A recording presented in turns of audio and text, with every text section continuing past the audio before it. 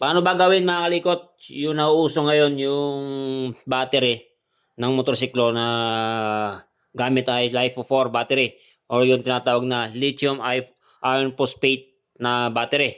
Tulad nito mga kalikot.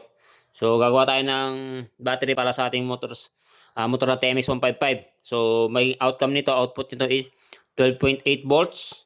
Meron siyang 6 AH, 6 ampere hour. Okay? So, ang gawin natin dito is series connection. So, para mapalabas natin yung 12 volts, para makakuha tayong 12 volts, kailangan natin ng apat na battery, which is series connection. Kasi bawat battery, mga kalikot, ang bawat cell is meron siyang 3.2 volts. Ito yung 32650, 32700 na LiFeO4. Okay, meron siyang 3.2 volts. So, kailangan natin siya ng apat na battery, which is series, para makabuo tayo ng 12 volts. Okay. So, sa series connection, positive, negative, positive to negative, positive to negative. So, sa parallel kasi, positive to positive, negative to negative. Siyempre, kailangan natin ng balancer. Yan.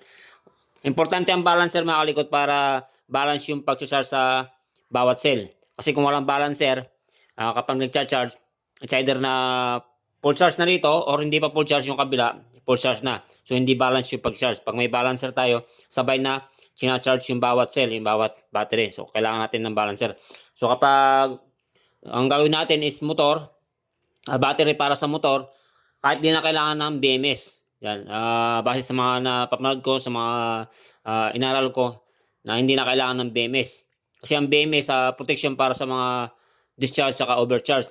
Dahil ang motor natin, meron siyang regulator rectifiers. Yun nagkukontrol para iwas overcharge. Yung regulator rectifier natin. Kaya hindi natin kailangan ng BMS para sa mga battery ng motor. Okay, kasi ang BMS di makalikot.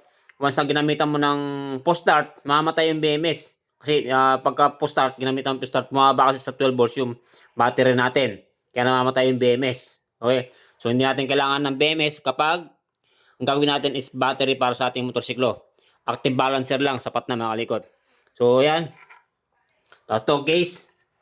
So, yung case na order ko sa online, parang hindi ako satisfied sa quality. Parang malutong yung pagkaka-plastic niya.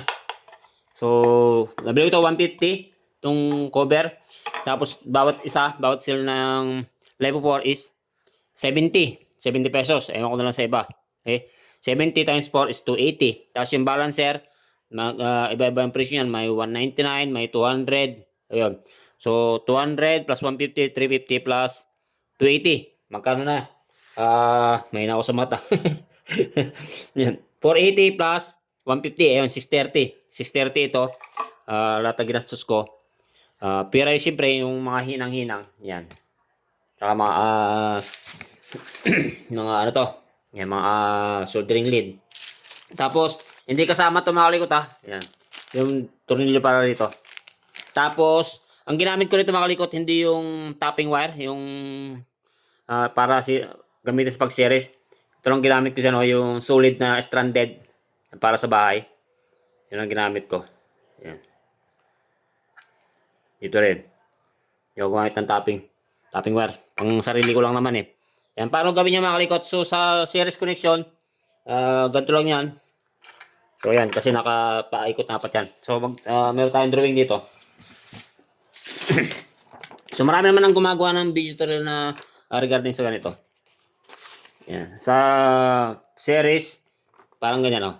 Ito yung negative ng isang cell. Yan. Negative, tapos yung positive, i-connect mo yung negative ng isang cell. Isang battery. Tapos, positive na naman dito. Siyempre, ang kakonect dito is negative. Tapos, positive, tsaka negative. Okay. Tapos, magiging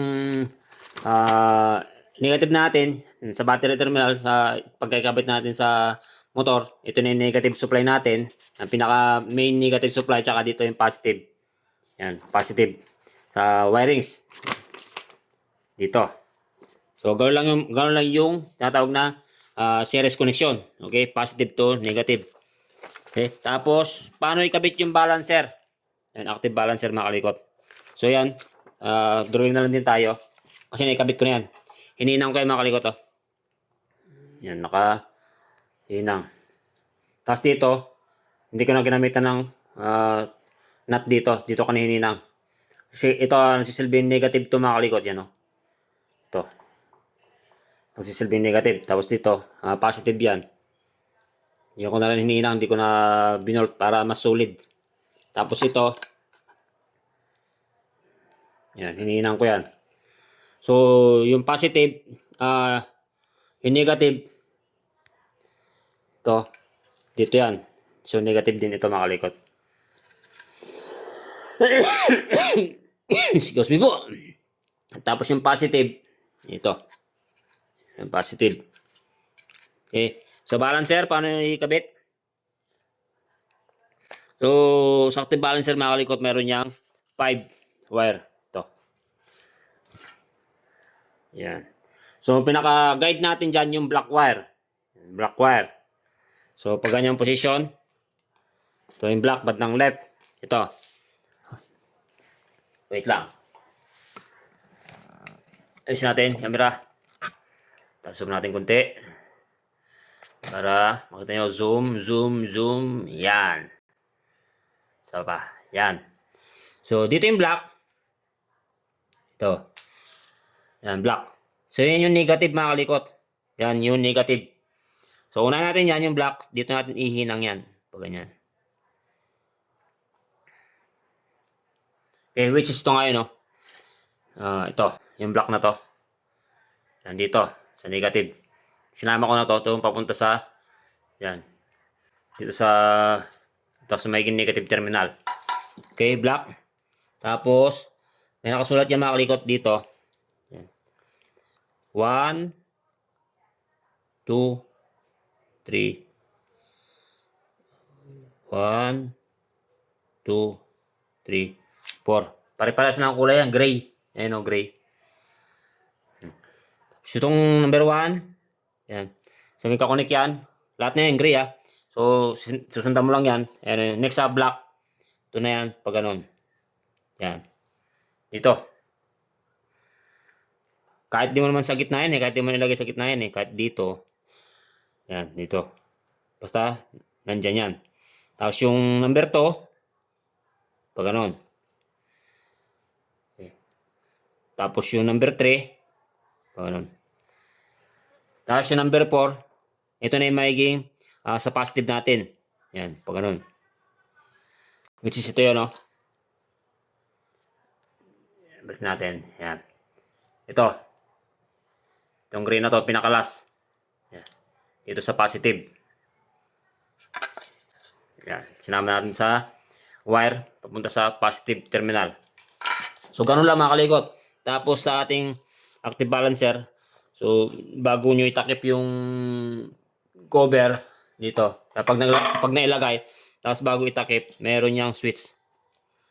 Ito, may switch na maliit yan. So, dapat naka-on yan. Yan o. Nakikita nyo yung may red light indicator na maliit. Ito. Yan. Dapat naka-red yan. Yun. So, bago natin ilagay dito. So, ganoon lang mga kalikot. Ganoon lang gawin yung battery ng ating motor. Yan, gamit ang LiPo4. Yan. Lithium ion phosphate na battery. So, 12.8 volts with 6 Ah yan. Yan. Apat na 32650 or 32700. Apat. May kabuuan yan, 12.8 volts na meron siyang 6 ampere hour. So, usong-uso ito mga kalikot kasi napakakunat na mga battery ganito. Ano ibig sabihin na napakakunat? So, napakatagal lubat. Yan. So, marami, ginamit ko na to almost 3 months yata or 4 months ito. Nawala siyang balancer. Kung nakikita yung mga video ko, di ba ginagamit ko na to? Yan, nawala siyang balancer. Nilagay ko na sa motor ko, walang balancer. Kasi nga wala pa akong mga panghinang. So, ngayon lang ako nakabili ng panghinang, kaya yan. Sinet up ko na siya. Yan, nilagay ko na yung balancer niya. Sinulit ko, kailangan ng balancer kapag sa kahit saan naman, kailangan na talaga yung balancer. Basta ganyan para meron siyang balance. Mabalance yung pagcha-charge. Tapos yung pagka sa battery ng motor, kahit di mo nakalagyan ng BMS. Sila mga kalikot, Balak ko din na mag-assemble ng mga ganito sa mga iba't ibang klase ng motor. Yun. Kaya pinag-aaralan ko yung mga bawat connection. Okay? Thank you, thank you.